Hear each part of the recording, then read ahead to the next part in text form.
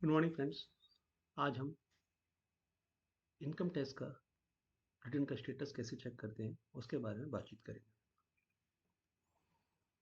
Income tax file किए हुए लोगों को काफ़ी समय हो चुका है, बट वो अब इंतज़ार कर रहे हैं उनका रिफ़ंड आया कि नहीं आया और रिफ़ंड का इंटीमेशन आया कि नहीं आया।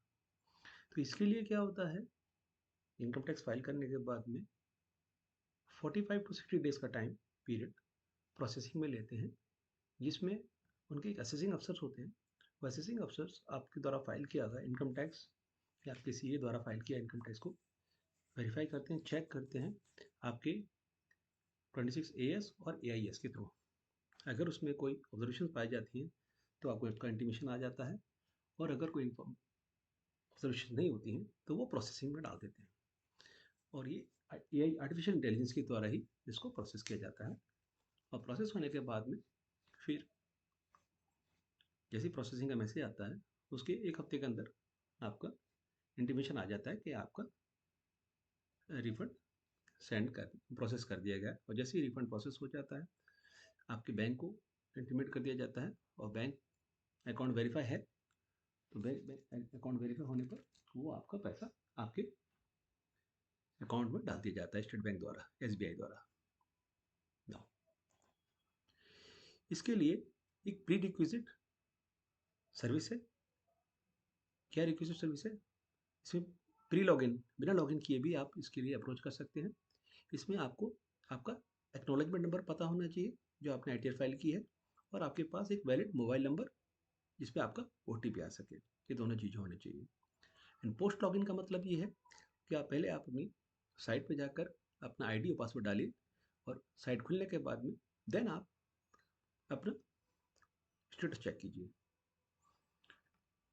जिसका इनकम टैक्स आपने फाइल किया उसी का। IT status service pre post login होती है, वही इसमें वही जानकारी दी गई। पैन नंबर होना चाहिए, और इसमें कुछ ऑथराइज सिग्नेटरीज भी देख सकते हैं, जिससे सीएस भी चेक कर सकते हैं इस चीज़ को। उसके अलावा इसमें आपको एक्नॉलेज नंबर होना चाहिए, और आपने जो इनकम टैक्स फाइल किया उसकी प्राप्ति होनी चाहिए, और वेरिफिकेशन वेरीफाई होनी चाहिए, आईटीआर वेरीफाई होनी चाहिए। नाउ जैसे ही आप साइट खोलते हैं तो आपको दिखता है इस तरह का स्टेटस।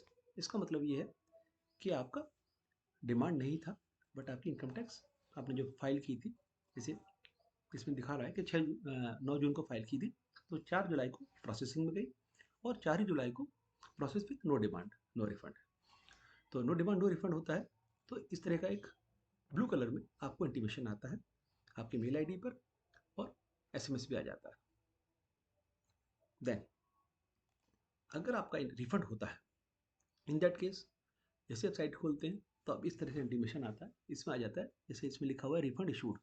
तो इन्होंने फाइल किया था 24 जून को, और वेरीफाई भी 24 जून कर दिया था, और प्रोसेसिंग 6 जुलाई को गया, और 6 जुलाई को ही प्रोसेस हो गया और रिफंड इशू कर दिया 4354, और ये इनको इंटीमेशन कर दिया गया।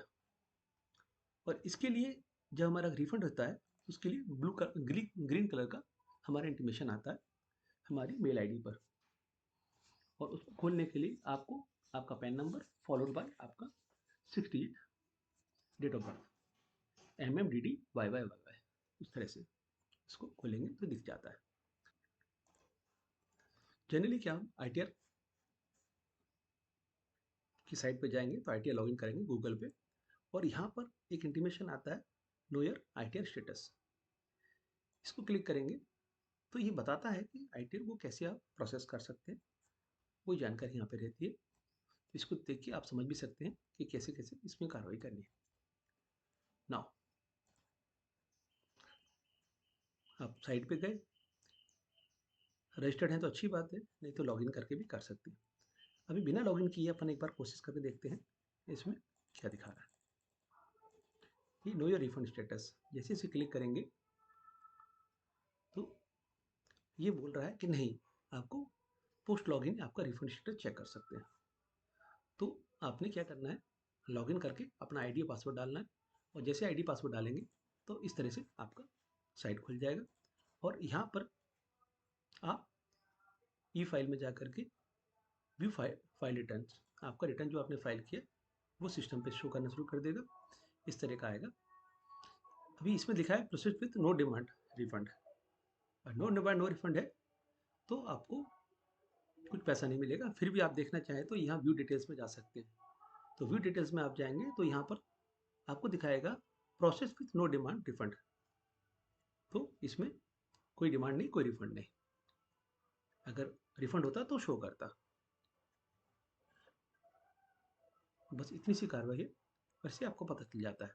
और इन दैट केस अगर नहीं पता, कोई इंटीमेशन नहीं आया, प्रोसेसिंग में ही पड़ा हुआ है अभी तक, रिफंड इशू नहीं हुआ, तो आप ग्रीवेंस की साइट पे जाके सबमिट ग्रीवेंस कर सकते हैं। सबमिट ग्रीवेंस में CPC ITR क्लिक करेंगे और आप इसमें प्रोसेसिंग अगर हो रहा है तो प्रोसेसिंग वाला इस सिस्टम डाल करके और इसमें अदर प्रोसेसिंग डाल के कंटिन्यू कर देंगे और यहाँ असेसमेंट ईयर डाल देंगे 25-26 और यहाँ पर आप टाइप कर देंगे कि आपने इनकम टैक्स फाइल किया था लेकिन अभी तक प्रोसेस तो हो गया बट रिफंड नॉट इशूड है। अगर प्रोसेसिंग नहीं होता तो प्रोसेसिंग केस में ये है और रिफंड नॉट इशूड है तो रिफंड वाला कॉलम डालेंगे और इसमें जो भी आपके लिए लागू है वो डालते हैं। जैसे refund issued, refund determined but not received, refund determined but not received है तो रिफंड डिटरमाइंड नॉट रिसीव्ड और इसमें डाल देंगे जैसे फाइल वाइड एक नंबर, आपका एक नंबर डाल देंगे, एक्नॉलेज नंबर और so and so dated so and so refund has not been credit to my account till date date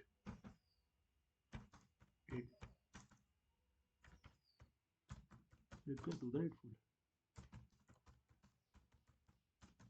इस तरह से डाल के आप सेंड कर देंगे तो वो आपको इसकी जानकारी दे देंगे। और उसके बाद अटैचमेंट है तो अटैचमेंट में आप एक्नॉलेजमेंट डाल सकते हैं अदर डॉक्यूमेंट और उसके बाद में सबमिट कर देंगे। अच्छा, असेसमेंट इसमें छूटा हुआ इसलिए दिक्कत आ रही है 25-26 और सबमिट ग्रीवेंस।